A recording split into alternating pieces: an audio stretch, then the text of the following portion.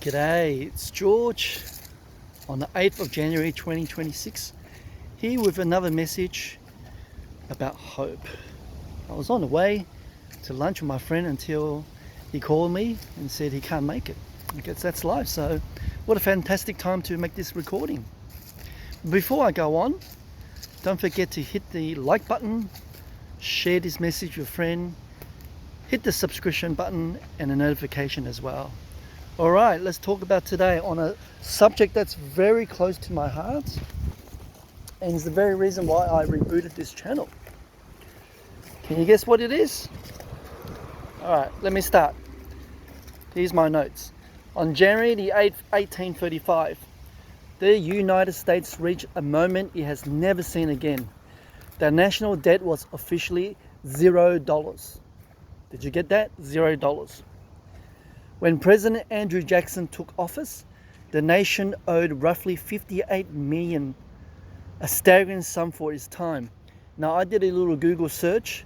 $1 million in 1835 is equivalent in 2026, 58 million bucks. That's a lot of money, hey? Now, during his time, 6 years later, through discipline, restraint, and controversial but determined leadership, that debt was fully paid and the government was running a surplus. It's never happened ever since then. America, I just looked at the US debt clock. It's climbing every single second. The only government that I know as of today is still Singapore. They had zero debts, massive surplus. That's why they can buy companies overseas. And they still have banks running, so very different system. Now, for one brief moment in history, the country experienced what many individuals long for today, and that's financial freedom. And that's the key of my message today. Debt rarely announces itself as dangerous. It often shows up quietly, helpful, even hopeful. A loan here, a payment there. Over time, though, it begins to take something far more precious than dollars. It takes your buffer away. It takes peace and it takes your time. Now, I'm just going to put a caveat here that I'm not saying every debt is evil. That's not how God sees it. But it just gives us warning through the scriptures. And I understand people need to take loans and mortgage to get a house. That's not a bad idea still.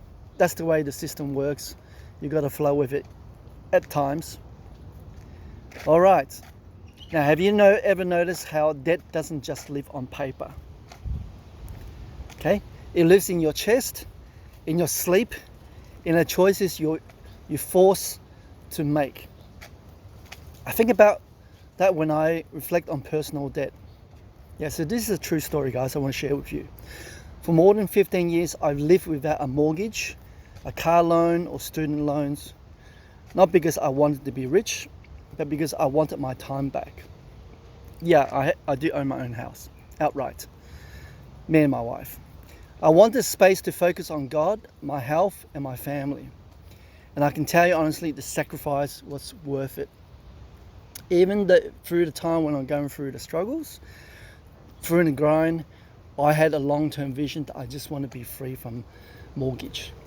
And I'm glad, and I thank God I achieved that particular task. Now, that mirrors the deep lesson of 1835.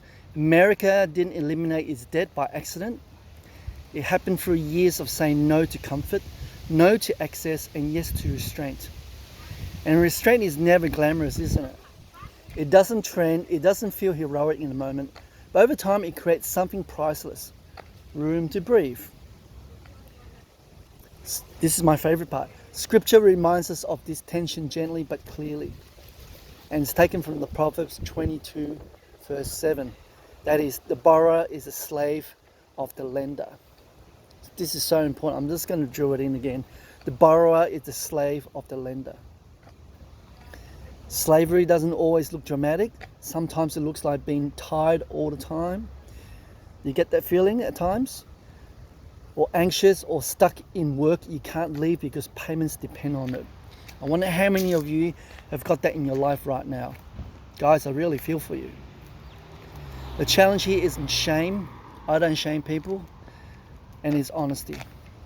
Debt can slowly shape our choices until freedom feels out of reach.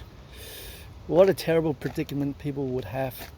Accumulate stuff, which includes the loans, buy bigger houses they don't need. Do you really want that guy? Is that the type of life you want to live? I don't know. If you're carrying debt today, here's a message. This isn't about guilt, it's about hope. And that's what I'm all about. Freedom is possible, but it starts by naming what the burden is really costing you. God sees both the weight you carry and a desire for freedom forming in you. So take action today. Take one quiet moment this week to write down what debt is costing you emotionally, not just financially, and I want you to pray about it. Okay, the good news, guys, I'll be launching my Debt Zero course sometime in the first quarter of 2026. All right, so that's the message I've got for today. I hope it's helpful. Again, thank you for the people who reached out to me. I really appreciate it. And I'll see you next time.